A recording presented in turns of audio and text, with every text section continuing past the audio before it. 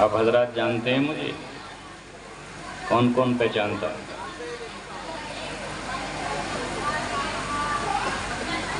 2 3 4 5 لوگ بس.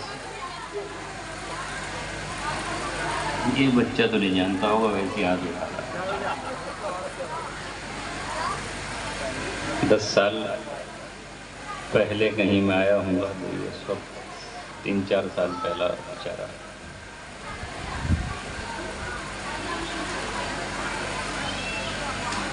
ایسا لگ رہا ہے کہ نوح علیہ السلام کے دور میں ہم داخل ہو گئے. انہی کے زمانے میں 80 مسلمان تھے، شاید یہ تعداد بھی 80 کے برابر ہی ہوگی. کیا ہوا؟ سارے زمانے میں اسلام ترقی کر رہا ہے، مسلمانوں میں دین ایمان کی کشش اور بڑھ رہی ہے. میں قریب میں قلعہ پریکشت گڑھ، کھجوری، جئی، پچپیڑا سب جگہ آیا ہوں. اس سال بھی پچھلے سال بھی بہت خاصی تعداد مسلمانوں کی تھی. یہی سوچ کر آیا تھا کہ گیان پور میں گیان اور بڑھا ہوگا، مگر یہاں تو گیان کی بجائے وگیان نے شاید ترقی کی. عجیب حال ہے. یعنی یہ افسوس کا مقام. خیر بے خودی بے سبب نہیں، کچھ تو ہے جس کی پردہ داری.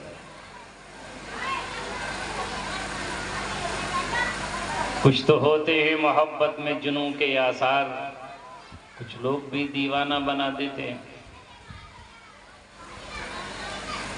تو بہرحال کچھ وجوہات رہی ہوں گی، کچھ تو مجبوریاں رہی ہوں گی.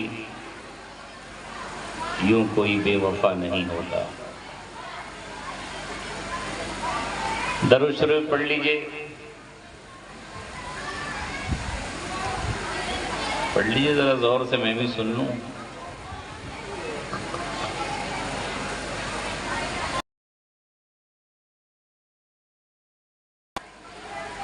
الحمد لله نحمده ونستعينه ونستغفره ونؤمن به ونتوكل عليه ونعوذ بالله من شرور أنفسنا ومن سيئات أعمالنا. من يهده الله فلا مضل له ومن يضلله فلا هادي له، ونشهد أن لا وحده لا شريك له،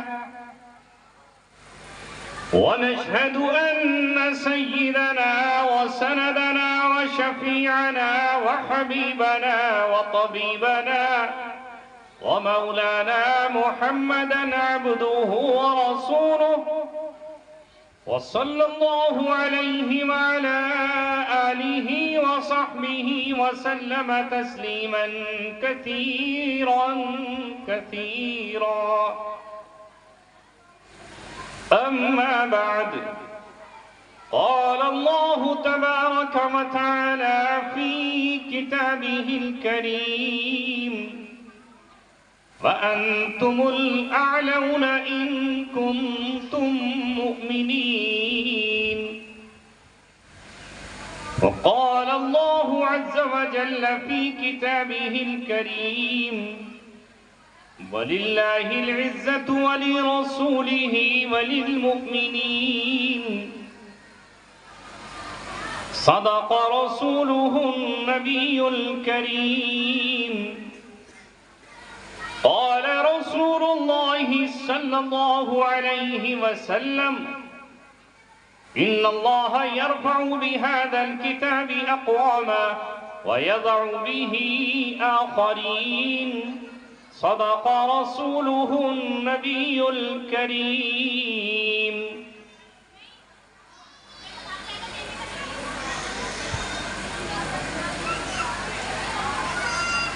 جمال آتش برق و سحاب پیدا کر، جمال آتش برق و سحاب پیدا کر، اجل بھی کانپ اٹھے جس سے وہ شباب پیدا کر۔ تو کسی انقلاب کی آمد کا انتظار نہ کر، جو ہو سکے تو خود انقلاب پیدا کر۔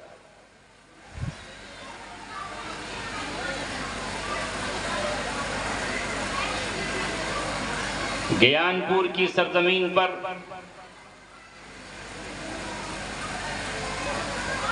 میں خود نہیں آیا، قدرت نے ایک بار پھر بھیجا۔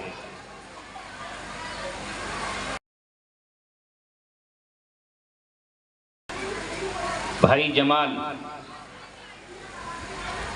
جو یہاں نہیں ہیں، سعودی عرب میں ہیں، ان کا میرے پاس فون آیا اور انہوں نے کہا کہ ہمارے یہاں اجلاس ہے، آپ کو اس میں حاضر ہونا ہے۔ میں نے کہا کیا یہ وہی مدرسہ ہے جس میں حافظ باقر صاحب تشریف فرما ہوا کرتے تھے؟ انہوں نے کہا ہاں وہی ہے، چونکہ میں اس بستی میں جب بھی آتا تھا اسی ادارے میں آتا تھا۔ یہ اللہ کا شکر ہے، پونے 7 سال سخت تکلیفوں کے درمیان، مصیبتوں کے بیچ، نہایت ہی پریشانیوں کے اندر بھی یادوں کی باراتیں صبح و شام اپنے ساتھ رہیں، اور کچھ نام ایسے ذہن میں باقی رہے جنہیں میں بھلا نہیں سکا۔ پچھلے سال میں یہاں سے گزر رہا تھا، انچولی مجھے جانا تھا، قریب میں گزرا، میں نے پوچھا یہ کون سا گاؤں ہے؟ چوراہے پر چند لوگ بیٹھے تھے، کہا یہ گیان پور ہے۔ میں نے پوچھا یہاں حافظ باقر صاحب ہوا کرتے تھے، کیا وہ ہیں؟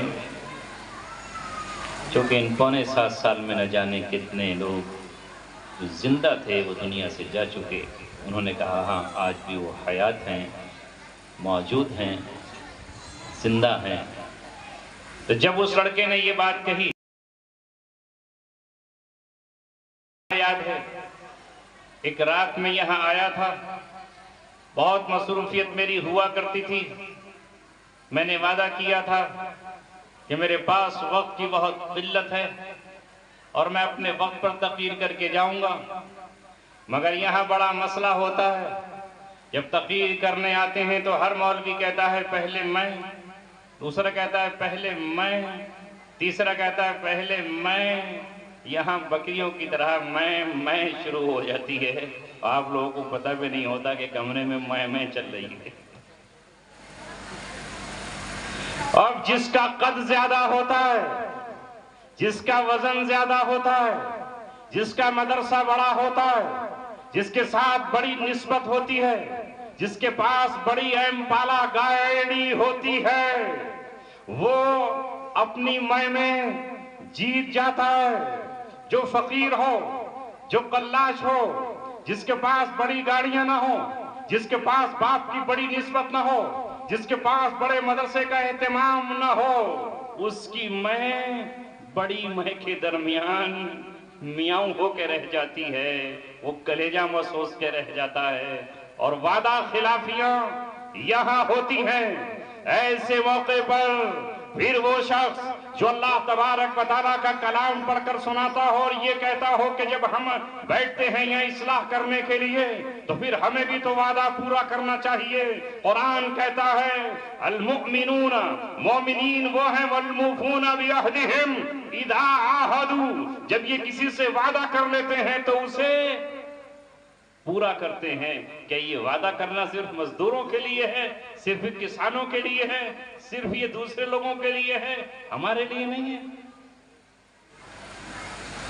مگر یہاں وعدے ہوتے ہیں اور ٹوٹ جاتے ہیں، اور یہاں کسی فلمی شاعر کا وہ نغمہ گنگنایا جاتا ہے کہ وعدہ تو ہوتا ہی توڑنے کے لیے، وعدہ تو ٹوٹ جاتا ہے۔ ارے یہ کوئی شاعر کا گانا تھوڑی ہے۔ وعدہ شرعی عذر کے بغیر نہیں ٹوٹنا چاہیے۔ تو بہرحال میں اس وقت چلا گیا تھا، مجھے وہ رات بھی یاد تھی، احساس بھی تھا، غم بھی تھا، فکر بھی تھی۔ اس لیے آج میں نے کہا کہ برسوں بعد اس وقت اگر کسی کی دل آزاری ہوئی ہوگی تو میں اس زخم پر مرہم رکھ دوں گا، اور میں اپنے اس گاؤں میں پھر دوبارہ پہنچوں گا۔ جو بچے ہوں گے وہ جوانوں سے ملاقات ہو جائے گی، اور جو اس وقت ادھیڑ عمر کے ہوں گے ان کی سفید بالوں سے ملاقات ہوگی۔ تو میں یہاں حاضر ہوا، مگر میں پہلے رات میں آتا تھا، آج دن میں آیا تو یہاں آ کر دن اس بنیاد پر دکھا کہ لوگ بہت کم ہیں، مجمع بہت تھوڑا ہے۔ بس میں آیا تو ہمارے استقبال کیا، ان کے جذبوں کو سلامت، اور یہ آگے بڑھ کر آئے اور انہوں نے قدر پہچانی۔ اللہ تعالیٰ ان کو صحت سے نوازے۔ خیر، یہ تو چند باتیں تھی جو میں نے آپ کے سامنے عرض کی کہ میں اس جلسے میں کیوں آیا ہوں۔ انکار بھی کر سکتا تھا مگر نہیں کیا۔ مگر اے لوگوں، اے نوجوانوں، یاد رکھیے روئے زمین پر اللہ تبارک و تعالیٰ کے دین کی طرف جو آئے گا، ان احسنتم احسنتم لانفسکم، اگر تم کوئی نیکی کرو گے، بھلائی کرو گے تو وہ تمہارے لیے ہے، وَإِنْ أَسَأْتُمْ فَلَهَا، اور اگر تم برائی کرو گے تو وہ بھی تمہارے ہی خلاف جانے والی ہے۔ نیکیوں کا صلہ تم کو ملے گا۔ اگر کوئی آج یہاں آیا ہے تو وہ کسی پر احسان نہیں کر رہا۔ اگر کوئی خیانت کرتا ہے مال میں تو اس خیانت کا وبال اسی پر پڑے گا، اور اگر کوئی امانت داری کے ساتھ زندگی گزارتا ہے تو امانت کا صلہ بھی اسے ملے گا۔ اگر کوئی سچائی کے ساتھ زندگی گزارتا ہے تو اس صداقت کا اجر بھی اسی کو ملے گا۔ اگر کوئی اس دنیا میں نیکی کے ساتھ زندگی گزارتا ہے تو اس نیکی کی وفا اور اس کا اجر بھی اللہ تبارک و تعالیٰ کے یہاں اسے ملے گا۔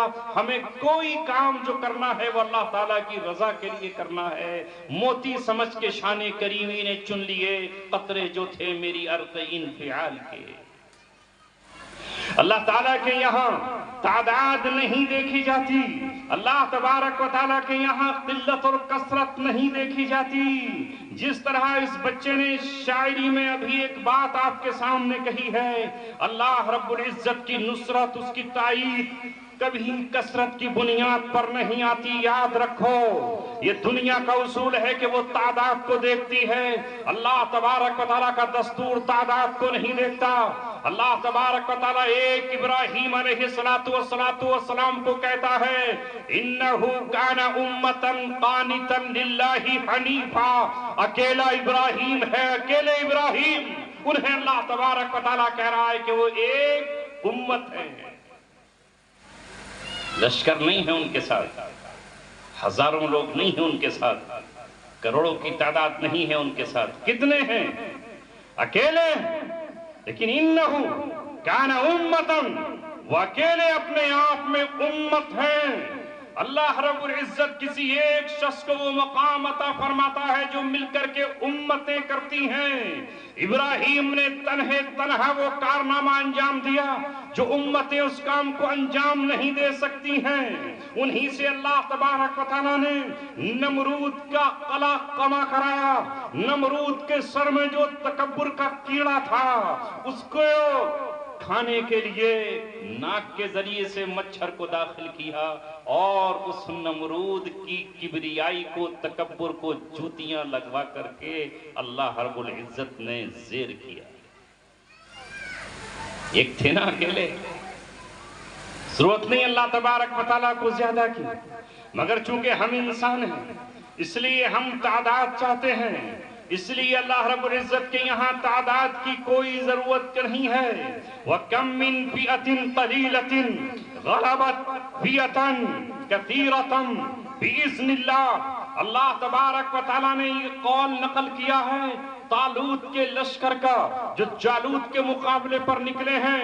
جالوت کے پاس بے پناہ لشکر ہے، بہت بڑی قوت اور طاقت ہے، اور یہاں بہت تھوڑا سا لشکر ہے، بہت معمولی سے آدمی ہیں، اور ان لوگوں نے یہاں پر یہ کہہ دیا ہے لا طاقت لنا اليوم بجالوت وجنودی، ہمارے پاس جالوت کے لشکر سے مقابلے کی طاقت اور قوت نہیں ہے۔ تو اس وقت اللہ تبارک و تعالیٰ کہہ رہا ہے وقال الذین یظنون انہم ملاق اللہ، جنہیں یقین تھا کہ ایک نہ ایک دن اللہ تعالیٰ سے ملاقات ہو کر کے رہے گی۔ کم من فئۃ قلیلۃ غلبت فئۃ کثیرۃ باذن اللہ۔ تاریخ پڑھیے اور دامن تاریخ کھول کر دیکھیے، تاریخ کے پنوں کو الٹ کر دیکھیے۔ اگر آپ تاریخ اٹھائیں گے تو اللہ رب العزت کتنے کمزوروں کو طاقت عطا کرتا ہے اور کتنے ہی کمزوروں کو اللہ رب العزت قوت عطا کرتا ہے۔ یہ انہوں نے کہا اور اللہ تبارک و تعالیٰ سے صبر مانگا، اور انہوں نے پھر جالوت کی صفوں میں کوہرام مچا ڈالا، یہاں تک کہ اللہ تبارک و تعالیٰ یہ کہتا ہے کہ جالوت قوت کے باوجود، طاقت کے باوجود سے دوچار ہوتا ہے، اور طالوت کا لشکر جن کی تعداد محض 313 ہے، یہ 313 کا لشکر فاتح ہوتا ہے، اور اللہ تبارک و تعالیٰ اس فتح کرنے والے لشکر میں سے داؤد علیہ السلام کو چنتا ہے، یہاں تک کہ بعد میں انہیں داؤد علیہ السلام کو زبور کتاب دی جاتی ہے، اور پھر انہیں حکمرانی اور بادشاہت بھی عطا کر دی۔ تمہارے پاس اللہ تبارک و تعالیٰ کی وہ کتاب ہے جس پر کبھی میل نہیں آئے گا، جس پر کبھی کوئی گرد نہیں آئے گی، جس پر کبھی کوئی آنچ نہیں آئے گی، جس پر کبھی کوئی تبدیلی نہیں آئے گی۔ جب دیکھو وہ سورج کی طرح اجلی ہے، جب دیکھو وہ چاند کی طرح چمکتی ہوئی روشن کتاب ہے، وہ اللہ تبارک و تعالیٰ کی روشن کتاب تمہارے پاس موجود ہے۔ اے ایمان والو، اے مسلمانوں، تو یہاں تعداد کا کوئی مسئلہ نہیں ہے، کسی کی طرف جانے کی دیکھنے کی آپ کو ضرورت نہیں ہے۔ اللہ تبارک و تعالیٰ تمہارا کل بھی تھا اور آج بھی ہے، اس نے اس قرآن کریم میں جہاں تہاں یہ بیان فرمایا ہے وَنُرِيدُ أَن نَّمُنَّ عَلَى الَّذِينَ اسْتُضْعِفُوا، اور ہم نے ارادہ کر لیا اور ہم چاہ رہے تھے کہ اب ہم احسان کریں ان قوموں پر جو قومیں کمزور کر دی گئی تھیں اور زمین میں انہیں ذلیل کر دیا گیا تھا، ہم نے ان پر احسان کرنے کا ارادہ کیا اور ہم نے احسان کر دیا۔ مصر کی تاریخ اللہ تعالیٰ بیان کر رہا ہے، لیکن ہم قرآن پڑھیں تو صحیح، اللہ کی کتاب ہم دیکھیں تو صحیح۔ وَنُرِيَ فِرْعَوْنَ وَحَامَانَ وَجُنُودَهُ، اور ہم نے چاہا کہ ہم دکھا دیں فرعون کو، حامان کو اور قارون کو اور اس کے لشکروں کو، وہ جس چیز سے وہ ڈرتے تھے وہی دکھا دیا۔ وہ ڈرتا تھا فرعون کہ بنی اسرائیل میں کوئی بچہ لڑکا پیدا نہ ہو جائے جو اس کے تخت کو الٹ دے، اس کے تاج کو اس کے سر سے اتروا کر پھینک دے، اور وہی ہم نے کر دیا۔ ہم نے موسیٰ کو پیدا کر دیا، اور پیدا ہی نہیں کر دیا بلکہ فرعون کے گھر پہنچایا، اس کی بیوی کے گھر پہنچایا، دودھ کا انتظام بھی اس نے کیا۔ یہ اللہ رب العزت ہے، یہ قرآن محض قصے اور کہانی کی کتاب نہیں ہے، یہ داستان عبرت ہے تمہیں بتانے کے لیے اہل ایمان۔ یہ اللہ تبارک و تعالیٰ کی کتاب ہے، اس کتاب کو پڑھ کر تو دیکھو، اس پر مت جاؤ کہ تمہاری تعداد کیا ہے۔ اگر تم کم ہو تو اللہ تبارک و تعالیٰ کا ایک ایک فرشتہ تمہاری مدد کے لیے کبھی دائیں کھڑا نظر آئے گا، کبھی بائیں کھڑا نظر آئے گا، کبھی پیچھے کھڑا نظر آئے گا، کبھی آگے کھڑا نظر آئے گا۔ دنیا میں اللہ تبارک و تعالیٰ نے اپنے ماننے والوں سے مدد کا وعدہ کیا ہے، نصرت کا وعدہ کیا ہے، تائید کا وعدہ کیا ہے، مگر وہ وعدہ جب ہے جب تم شیطان کے راستوں سے توبہ کر کے رحمان کے راستوں پر چلو۔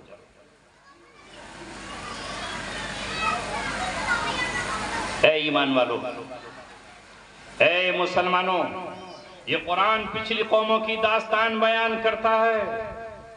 اس قرآن نے کہا کہ بڑی بڑی طاقتور قومیں زمین پر آئی ہیں، قوم سمود اور قوم عاد اور قوم تبع اور اصحاب مدین اور قوم نوح، بڑی طاقتور اور جلالی قوم تھی۔ قوم ہود کا اور قوم عاد کا تو یہ عالم تھا، اتنے طاقتور تھے کہ پیڑوں کو ہاتھ سے پکڑتے اور اکھیڑ دیتے اور ساری دنیا کے سامنے کھڑے ہو کر یہ کہتے تھے من اشد منا قوہ۔ ان کی تہذیب پوری دنیا پر چھائی ہوئی تھی۔ اللہ تبارک و تعالیٰ کی بغاوت کا اعلان کرتے اور یہ کہتے کہ ہم سے زیادہ طاقتور کون ہے، کون ہم سے مقابلہ آرائی کے لیے تیار ہے۔ اس وقت کا نبی ان سے مقابلہ نہیں کر سکتا تھا۔ نبی ان کے دروازوں پر جا کر انہیں دعوت دے رہا ہے، نبی انہیں سمجھا رہا ہے، اللہ کی قہر اور عذاب سے ان کو ڈرا رہا ہے، مگر وہ قوم نبی کا مذاق اڑا رہی ہے، ٹھٹا کر رہی ہے، استہزاء کر رہی ہے۔ مگر نبی نے کہا اللہ تبارک و تعالیٰ کا عذاب آ جائے گا تمہارے دروازوں پر، تمہاری چوکھٹوں پر، مگر کہتے ہیں نہیں، ہم نے بڑے بلند بانگ اپنے محل بنا رکھے ہیں۔ اللہ رب العزت نے کہا کہ پھر ہم نے ان پر عذاب بھیجا۔ کیا 7 لیال و 8 ایام حسوما فطر القوم فیہا صرعا کأنہم اعجاز نخل خاویہ۔ 7 لیال، 7 راتیں اور 8 دن سرکش ہواؤں کو بھیج دیا اللہ تبارک و تعالیٰ نے۔ ان ہواؤں نے ان کے محل اکھاڑ کر پھینک دیے، درخت اکھاڑ کر پھینک دیے، اور وہ ایسے زمین پر پڑے تھے جیسے کھجور کے درخت زمین پر کھوکھلے پڑے ہوئے ہوں۔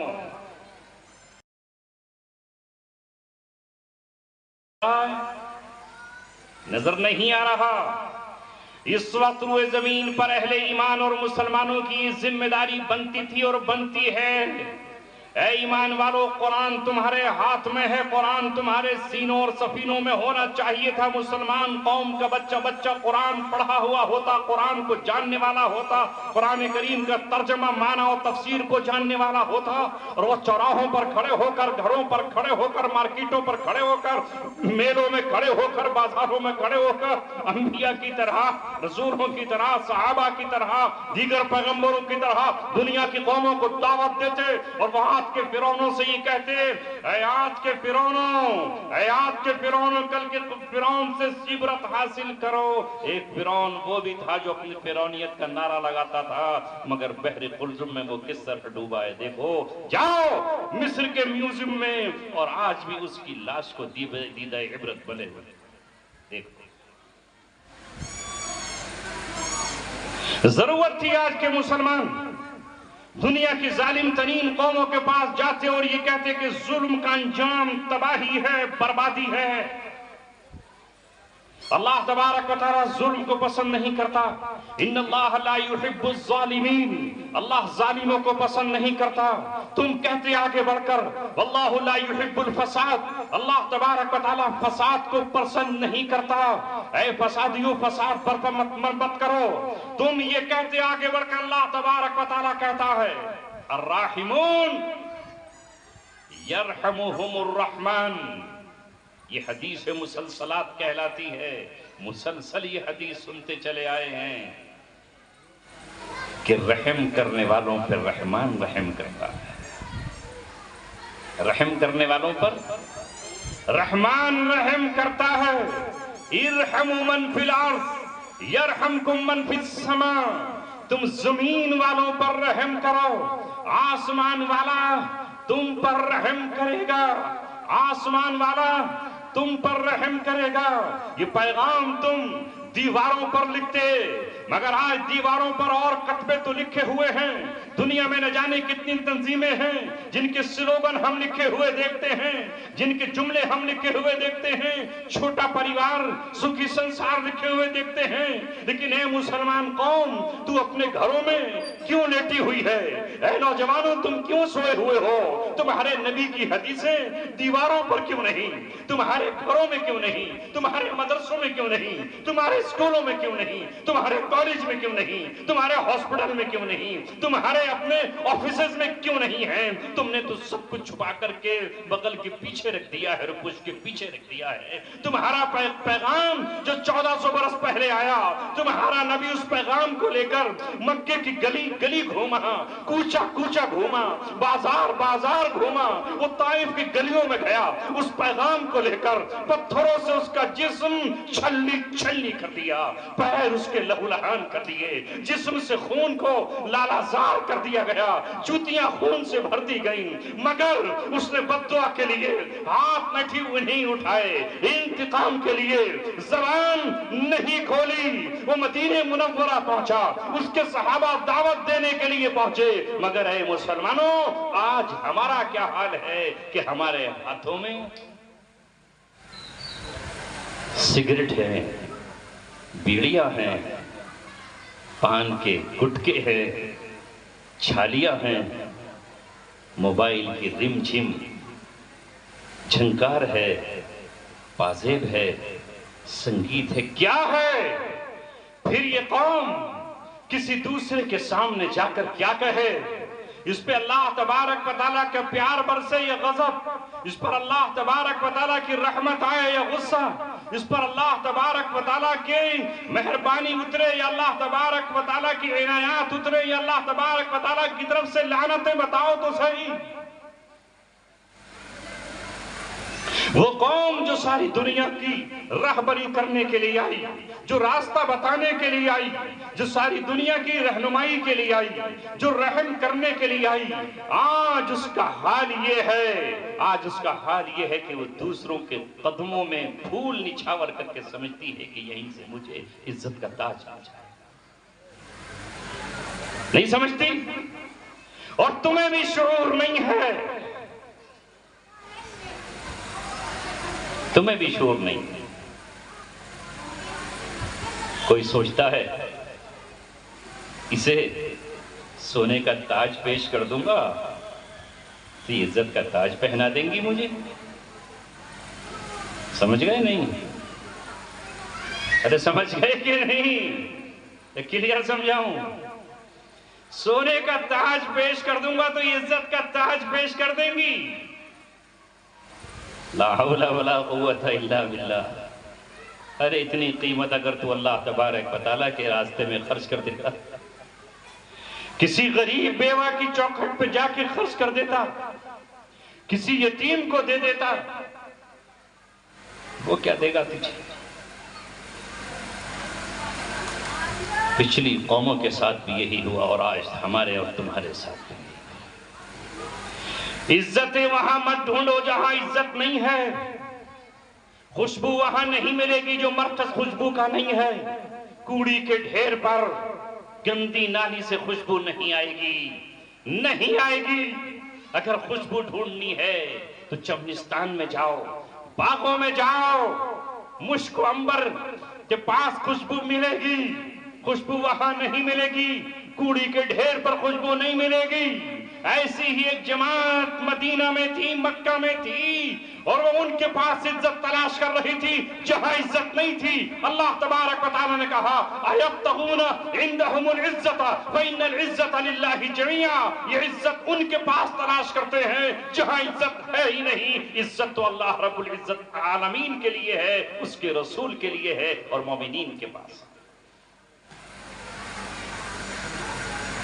عزت وہاں ڈھونڈتے ہیں، عزت وہاں نہیں ہے۔ عزت اللہ تبارک و تعالیٰ نے اپنے لیے رکھی ہے۔ اللہ عزت والا ہے، اس کا رسول عزت والا ہے، اور جو صحیح معنی میں سچے مومن ہیں وہ عزت والے ہیں۔ جہاں عزت ہے وہاں جا کر تلاش کرو۔ یہ قرآن ہے، لکتاب عزیز، یہ کتاب عزت والی ہے، یہ کتاب یہ ہے لکتاب کریم، یہ ہے عزت والی کتاب۔ اس کتاب سے جڑ جاؤ، یہ تمہیں عزت کر عطا فرمائے گی۔ اللہ تبارک و تعالی عزت اسلام میں رکھی ہے، حضرت عمر ابن خطاب رضی اللہ تعالیٰ عنہ کا ذکر بھی ہمارے نوجوان شاعر نے کیا. وہ حضرت عمر ابن خطاب کو کون جانتا؟ عرب کے نہ جانے کتنے سورما گزرے ہیں، کوئی ان کو نہیں جانتا. نہ جانے کتنے پہلوان گزرے ہیں، کوئی نہیں جانتا. نہ جانے کتنے بہادر گزرے ہیں مگر کوئی نہیں جانتا. نہ جانے کتنے قاتل و سفاک گزرے ہیں، کوئی نہیں جانتا.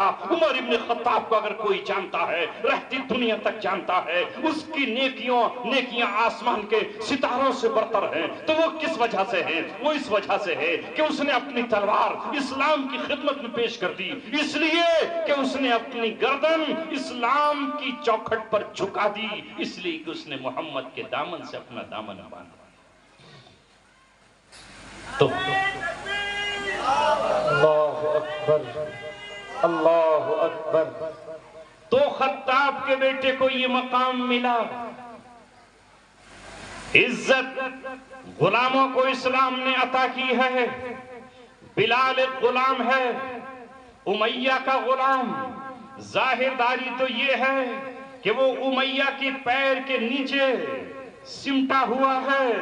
امیہ کا پیر اس کے سینے پر ہے، چٹان اس کی چھاتی پر ہے، نیچے تپتی ہوئی زمین ہے، اوپر گرم ریت کا پتھر ہے، ہونٹوں پر پیاز کے کانٹے ہیں اور زبان پر جمی ہوئی پپڑی ہے، علق سوکھا ہوا ہے، مگر اس زبان پر عہد ہے، اس زبان پر لا الہ الا اللہ ہے، اور دل کی گہرائیوں میں عظمت مصطفیٰ ہے، محمد رسول اللہ زبان پر جاری ہے. تو اللہ تبارک و تعالیٰ نے اس غلام کو وہ مقام عطا فرمایا ہے جو بڑے بڑے شہزادوں کو حاصل نہیں ہے، جو کسرا کو حاصل نہیں ہے، جو روم کے قیصر کو حاصل نہیں ہے، جو چین کے خاقان کو حاصل نہیں ہے، جو ہندوستان کے حکمرانوں کو حاصل نہیں ہے، جو اور جاپان کے بادشاہوں کو حاصل نہیں ہے. وہ اس غلام حضرت بلال کو مقام حاصل ہے. قیامت تک اس بلال کی نقل ہر مسجد کا مؤذن کرتا رہے گا اور نہ جانے کتنی مائیں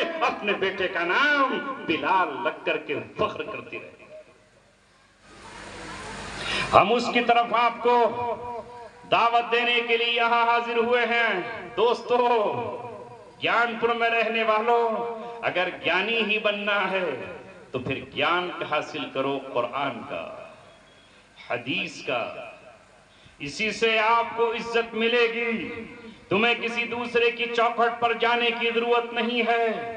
تم جن کے نام کے واسطوں سے آج دعا کرتے ہو، تم جن کا سہارا دیتے ہو، تم جن پر اپنی عظمت کے ڈنکے بجاتے ہو، یاد رکھو بادشاہ ان کی چوکھٹ پر جانے کے لیے، ان کی چوکھٹ پر جانے کے لیے ترستے تھے، منتیں کرتے تھے، درخواستیں دیتے تھے. آج خواجہ نظام الدین اولیاء کے یہاں فیروز شاہ تغلق کو جانے کی اجازت مل جائے، وہ دربار میں حاضری کی اجازت دے دے، مگر وہ حاضری کی اجازت نہیں دیتے تھے. ہمیں بادشاہ کو نہیں، ہم بلائیں گے اپنے یہاں فقیروں کو، ہم بلائیں گے اپنے یہاں مزدوروں کو، ہم بلائیں گے اپنے یہاں گداگروں کو، ہم بلائیں گے اپنے یہاں کسانوں کو. ہمیں بادشاہوں سے کیا لینا دینا ہے؟ وہ بادشاہوں کے درباروں میں نہیں جاتے تھے. تاریخ میں آیا ہے کہ محض 2 مرتبہ محض وہ 1 مرتبہ مناظرہ کرنے کے لیے صرف بادشاہ کے دربار میں گئے ہیں، اور 1 مرتبہ کسی اور مقصد سے بادشاہ کے دربار میں گئے ہیں. بادشاہ کے درباروں میں انہوں نے کبھی حاضریاں نہیں لگائیں. وہ خود بادشاہوں کے بادشاہ تھے، وہ سلطان الاولیاء کہلاتے تھے. بادشاہ ان کے ہاں جانے کو ترسا کرتے تھے، وہ بادشاہوں کی اصلاح کیا کرتے تھے. وہ اپنے وقت کے بادشاہ تھے، اس لیے کہ ان کے پاس وہ دولت تھی جو قرآن کی دولت تھی، جو حدیث کی دولت تھی، جو فقہ کی دولت تھی. ان کے پاس وہ غنا اور مالداری تھی جو اللہ کی قسم سونے اور چاندی کے سکوں میں نہیں تھی. آج ہو یہ گیا ہے کہ ہمیں یہ نظر آتا ہے کہ ہمیں بادشاہوں کے یہاں سے کچھ مل جائے. جب تک اپنے آپ کو نہیں بدلو گے، تبدیل نہیں کرو گے. جسے اللہ تبارک و تعالیٰ نے قرآن جیسی نعمت دے دی، اسے کس چیز کی ضرورت ہے؟ اگر روٹیاں چاہیے تو روٹیاں تو صبح کو دو، بلی کو بھی مل جاتی ہیں، روٹیاں کتوں کو بھی مل جاتی ہیں، روٹیاں تو جو ہے وہ چوہوں کو مل جاتی ہیں، اور کھانے کے دانے تو تیتر اور کبوتر کو بھی مل جاتے ہیں، تھوڑے سے گوشت کے ٹکڑے تو شیر اور ہاتھی کو بھی مل جاتے ہیں۔ اے لوگوں اور اے مسلمانوں، تمہاری ذمہ داری یہ ہے کہ تو اللہ تعالیٰ نے تمہیں دنیا کا امام بنا کر بھیجا تھا، تمہیں دنیا کی امامت کرنی ہے۔ امامت محض اس مصلی کی نہیں، امامت محض مسجد کی امامت نہیں، اللہ تعالیٰ نے تمہیں اس لیے بھیجا کہ تاکہ دنیا کی قومیں تمہیں یہ دیکھیں کہ تمہارے نکاح کا طریقہ کتنا بہتر اور کتنا پیارا ہے، تمہارے کھانے کا طریقہ کتنا عظیم ہے، تمہارے استنجے کا طریقہ کتنا پیارا ہے، تمہارا لباس کتنا پیارا ہے، تم فضول خرچی سے بچتے ہو۔ دنیا میں کل تمہیں دیکھ کر کے دنیا یہ کہتی تھی کہ واہ، دنیا میں اگر سب سے پیارا کوئی دین ہے تو وہ دین اسلام ہے، اور دنیا میں سب سے پیارا کوئی شخص ہے تو وہ مسلمان ہے۔ جب تک آپ اس پر نہیں آؤ گے تب تک اللہ تبارک و تعالیٰ کی طرف سے بھی تمہیں نہیں نوازا جائے گا۔ تھپیڑے آئیں گے، یہ تو اللہ تبارک و تعالیٰ اور اللہ رب العزت کا اپنے نبی کی دعاؤں کا صدقہ ہے کہ تم بڑے عذابوں سے بچے ہوئے ہو، ورنہ ہم نے اپنے کرنے میں کوئی کمی نہیں چھوڑی، کوئی کمی نہیں چھوڑی۔ دین کی صدا لگتی ہے مگر اس پر نہیں جاتے۔ ابھی اگر یہی شیطان کے نمائندے آئے ہوئے ہوتے، اپنی خلقت بدلنے والے، اپنے چہروں کو بدلنے والے، ناچنے گانے والے بھنڈیلے آئے ہوئے ہوتے، ناچنے گانے والے کچھ ہجڑے آئے ہوئے ہوتے جن کے چہرے پر 101 لعنت و پھٹکار پڑ رہی ہوتی، تو ہمارے نوجوانوں کا کیا عالم ہوتا؟ اچھل اچھل کر اور کود کود کر وہاں جا رہے ہوتے، کیا وہاں نہیں بیٹھے ہوتے؟ اگر کوئی قوال و قوالن وہاں بیٹھی ہوتی اور عشق یا مظاہرہ وہاں پر ہو رہا ہوتا تو کیا یہ وہاں پر جمع ہمیں نظر نہیں آتے؟ کہ یہی ہمارا حال ہوتا جو آج اتنا چھوٹا سا حال ہے؟ کیا ہمارا یہی حال ہوتا؟ آج بھی یہ اس قوم کا یہ عالم ہے کہ وہ قرآن کی طرف آنے کو تیار نہیں ہے، یہ قرآن ہمیں پکار رہا ہے۔ اے مسلم امت، اللہ تبارک و تعالیٰ نے مجھے تمہارے سپرد کیا، تمہارے حوالے کیا، نہ جانے کس کے سطح میں تمہارے گھروں میں ہوں، میں تمہارے دروں پر ہوں۔ میں کل اوکھلا میں نماز پڑھ رہا تھا، وہاں میں نے مسجد میں نماز پڑھی، میں نے مسجد کے طاقوں میں قرآن کو رکھے ہوئے دیکھا، قرآن مسجد میں رکھا ہوا ہے، مگر اے مسلمان مجھے ذرا تم یہ بتاؤ کہ یہ قرآن ہمارے گھروں میں ہے، یہ قرآن ہمارے طاقوں میں ہے، یہ قرآن ہماری محرابوں میں ہے، مگر مہینہ مہینہ گزر جاتا ہے، سال کا سال گزر جاتا ہے، 6 مہینے گزر جاتے ہیں، قرآن پہ دھول چڑھ جاتی ہے، مگر ہمارا نوجوان قرآن نہیں پڑھتا۔ میں آپ کی توہین نہیں کر سکتا، میں اگر پوچھ لوں کہ اس مجمع میں کتنے قرآن پڑھنے والے ہیں تو آپ کو شرم آ جائے۔ بس مدرسے ہی رہ گئے ہیں قرآن پڑھنے کے لیے، یہ قرآن ہمارے گھروں میں نہ پڑھا جائے، بس یہ علماء ہی رہ گئے ہیں، اور ان علماء کے ساتھ ہمارا برتاؤ کیا ہے ذرا یہ تو بتاؤ۔ ایک ایم ایل اے کی تمہاری نظر میں کیا حیثیت ہے؟ ایک ایم پی کی نظر میں تمہاری نظر میں کیا قیمت ہے؟ ایمانداری سے بتاؤ مجھے۔ کل جب شاہد اخلاق ایم پی ہوتے تھے، اگر وہ تمہاری بستی میں آ جاتے تو پوری بستی کھٹی ہو جاتی ہے۔ ایم پی صاحب آئے، ایم پی صاحب آئے، ابھی آ جائیں حاجی یعقوب قریشی، کیا حال ہوگا تمہاری بستی کا؟ یعقوب قریشی آئے، یعقوب قریشی۔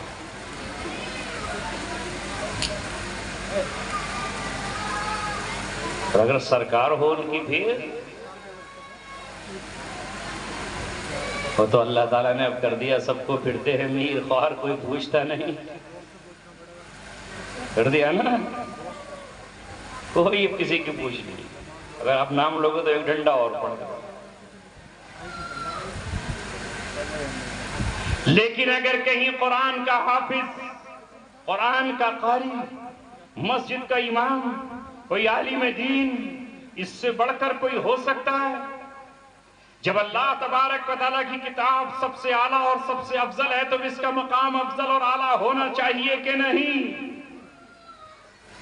یہ کیوں بھول گئے؟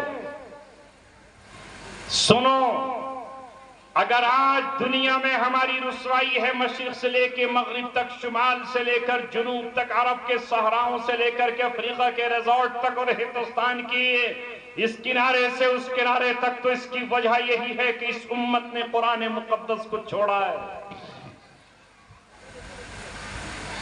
جو قرآن کہہ رہا ہے ہم قرآن،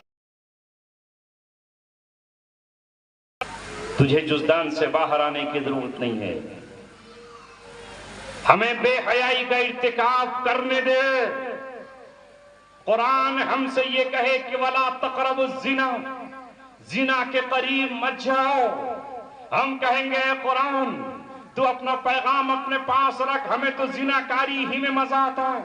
قرآن کہے ان الذین یحبون ان تشیع الفاحشۃ فی الذین آمنوا لهم عذاب علیم فی الدنیا والآخرہ، کہ جو لوگ مسلمانوں میں بے حیائی پھیلانے کا کام کرتے ہیں ان کے لیے دنیا اور آخرت میں دردناک عذاب ہے۔ ہم کہیں گے قرآن تو اپنا پیغام اپنے پاس رکھ، ہم تو بے حیائی پھیلائیں گے، ہم تو اپنے نوجوان ساتھیوں کو وہی شارٹ بھیجیں گے موبائل پر جس میں بے حیائی والی تصویریں، کیا نوجوانوں کو نہیں بھیجتے؟ دنیا کی ساری قومیں یہ کر رہی ہوتی، عیسائی کرتے ہوتے ہمیں کوئی تعجب نہیں، یہودی کرتے ہوتے ہمیں کوئی اعتراض نہیں، دنیا کی مجوسیت یہ کرتی ہوتی ہمیں کیا شکایت تھی؟ وہ اللہ کو نہیں جانتے، اللہ کی کتاب کو نہیں جانتے۔ لیکن اگر مسلمان ہو کر یہ کوئی کام انجام دے رہا ہے، یوٹیوب پر بے حیائی پھیلا رہا ہے، فیس بک پر بے حیائی پھیلا رہا ہے، انٹرنیٹ پر بے حیائی کی ویڈیوز اگر کوئی اپلوڈ کر رہا ہے یا ڈال رہا ہے یا اپنے نوجوانوں کو کر رہا ہے، تو یاد رکھیں اللہ کہہ رہا ہے کہ لہم عذاب علیم، ہم ان کے لیے دردناک عذاب رکھا ہے، ہم نے ان کے لیے دنیا میں بھی اور آخرت میں بھی۔ تو اللہ کا وعدہ سچا ہے، وہ عذاب دنیا میں بھی چک کر کے رہے گا۔ قرآن تو ہمیں ان چیزوں سے روکے اور ہم کہیں کہ نہیں ہمیں تو یہی انجام دینا ہے۔ قرآن کہے وَآتِي ذَا الْقُرْبَى حَقَّهُ وَالْمِسْكِينَ وَابْنَ السَّبِيلِ، اور اے لوگو، اے مسلمانوں، اپنے رشتہ دار کا حق ادا کرو۔ اگر تمہارا کوئی رشتہ دار غریب ہے تو اس غریب کی مدد کرو، اگر وہ مسکین ہے اس مسکین کی مدد کرو، اگر وہ مزدور ہے تمہارا کوئی بھائی ہے تو اس کی مدد کیوں نہیں کرتے تم؟ مسکین کی مدد کر دو اور مسافر کی مدد کرو اور حقدار کو اس کا حق دے دو۔ وَلَا تُبَذِّرْ تَبْذِيرًا، فضول خرچیاں مت کرو، مال کو مت بہاؤ، عیاشیوں میں مت لٹاؤ۔ مگر ہم یہ کہیں کہ نہیں، ہماری بھتیجی جوان ہو ہمیں کوئی پرواہ نہیں اس کا نکاح ہو یا نہ ہو، ہماری بھانجی جوان ہوئی کی دہلیز پر قدم رکھے ہوئے ہو ہمیں اس کی کوئی پرواہ نہیں ہے، ہمارا بھائی بیمار ہو دوا اس کے لیے ملے نہ ملے، بے روزگار ہو رکشہ چلاتا ہو ہمیں اس کی کوئی پرواہ نہیں ہے۔ مجھے تو اپنے بیٹے کی منگنی میں بھی مال خرچ کرنا ہے، شادی میں مال خرچ کرنا ہے، نوٹ لٹانے ہیں، آتش بازی میں خرچ کرنا ہے، ڈھول پہ خرچ کرنا ہے، نچانے ہیں نچکئیے، اور مجھے بیچڑوں کو بھی دینا ہے، ناچنے گانے والوں کو بھی دینا ہے۔ ان المبذرین کانوا اخوان الشیاطین، قرآن تو یہ کہے کہ فضول خرچیاں کرنے والے شیطان کے بھائی ہیں۔ تم سمجھتے رہو کہ ہم اللہ تبارک و تعالیٰ کے ہیں، رب نے تمہیں شیطان کا بھائی قرار دے دیا ہے تو تم پر پھر رحمتیں ہوں گی؟ توقع کیا کہ ہم پر وہ رحمتیں ہوں جسے بنی اسرائیل امیدیں کر رہے تھے کہ ہم اللہ تبارک و تعالیٰ کے بیٹے ہیں، ہم اللہ تبارک و تعالیٰ کے نبیوں کی اولادیں ہیں۔ ایسے ہی تمہیں توقع ہے کہ ہم رسول اللہ کے امتی ہیں، ہمارے پاس تو قرآن ہے، ہمارے پاس تو حدیث ہے، ہمارے پاس تو کعبہ ہے، ہمارے پاس تو مسجد نبوی ہے، ہمارے پاس تو زمزم کا کنواں ہے۔ ارے تم نے اللہ تبارک و تعالیٰ کی نعمتوں کا کیا حق ادا کیا ہے؟ تمہارے عرب حکمرانوں نے کہ اللہ تبارک و تعالیٰ کے قہر کو دعوت نہیں دی ہے؟ محمد صلی اللہ علیہ وسلم کی قبر اطہر کے پاس کیا وہاں رنگ رلیاں یہود و نصارہ نہیں منا رہے؟ کیا وہاں خانہ کعبہ کے پاس مشرکین نہیں جا رہے؟ کیا اللہ تبارک و تعالیٰ کی آیات کی دھجیاں وہاں نہیں اڑائی جا رہی؟ کیا وہاں جہاں شراب 1400 سال پہلے حرام ہوئی تھی وہاں شراب کے جام نہیں بیچی جا رہی اور خریدی جا رہی؟ کیا وہاں سنیما ہال نہیں کھولے جا رہے؟ اللہ تبارک و تعالیٰ سے یہ آسمان اجازت مانگتا ہے، اے مولا مجھے ٹوٹنے کی اجازت دے دے۔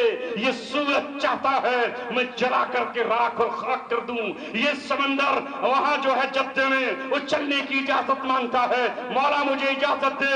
ابھی دبئی میں طوفان آیا ہے، سیلاب آیا ہے، وہ سیلاب ان عمارتوں کو نگل جانا چاہتا ہے، مگر اللہ نے کہہ دیا ہے اے سمندر تجھے پوری اجازت نہیں دوں گا۔ میرے محبوب نے دعا کر لی ہے کہ میری امت کو قوم عاد سمود اور نوح کی طرح ہلاک مت کر دینا، شاہدی آخری وقت تک توبہ کر لے۔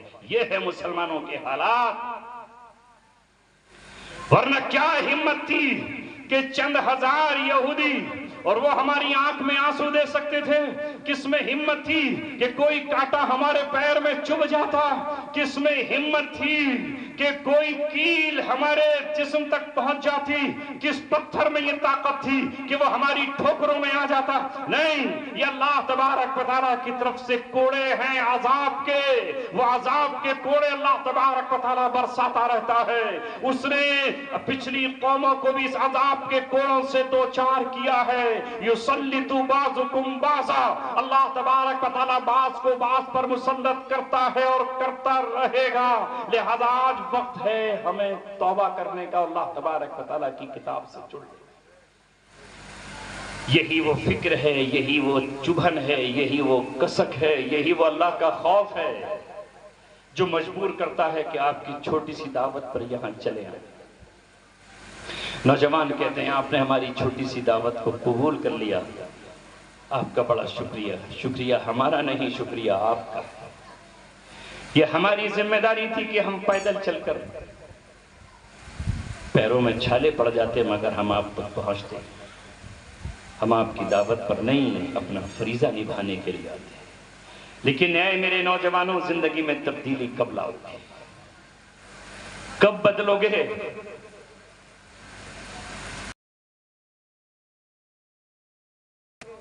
جب عذاب بالکل دروازوں پر کھڑا ہو، جب ہم دعائیں کریں اور کوئی دعائیں نہ سنی جائے، جب فریاد کریں اور کوئی فریاد نہ سنی جائے۔ اللہ تبارک و تعالیٰ نے قوموں کو عروج بھی دیا ہے اور زوال بھی دیا ہے۔ سب کچھ تھا تمہارے پاس، اگر چھینا ہے تو اس کی ذمہ داری اللہ تبارک و تعالیٰ کی نہیں، تمہاری ہے۔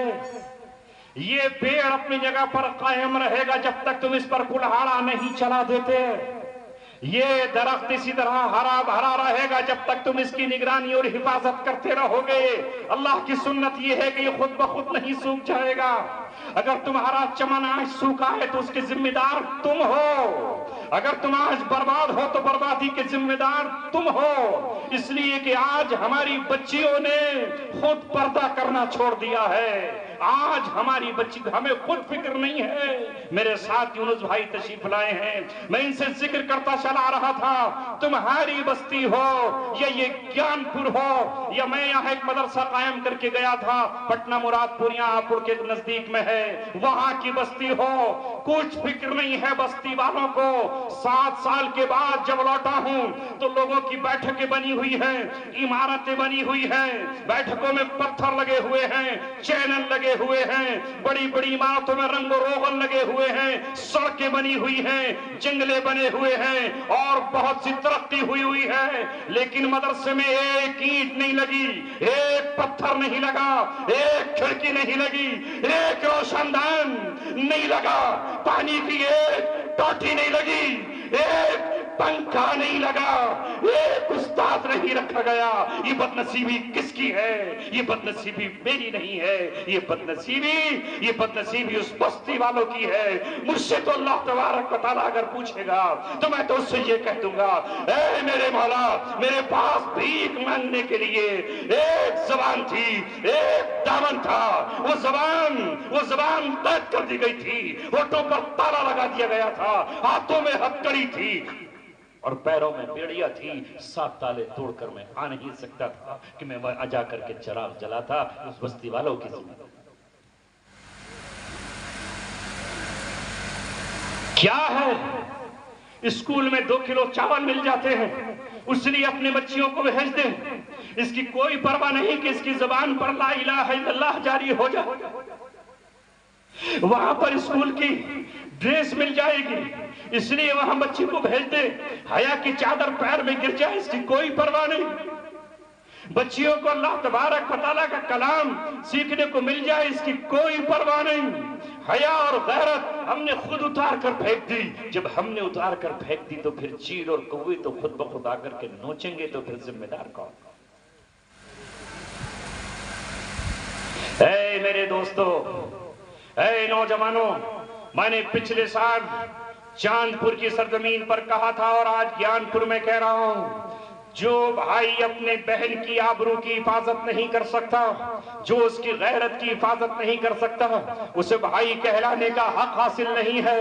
بھائی بہن کی غیرت کا محافظ ہے، ماں کی عظمت اور ماں کی شفقت اور ممتا کا محافظ ہے، شوہر اپنی بیوی کا محافظ ہے۔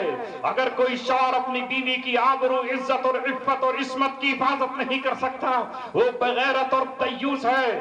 یہ حفاظت ہمیں کرنی ہوگی، وقت کے ساتھ ہمیں تبدیل ہونا ہوگا۔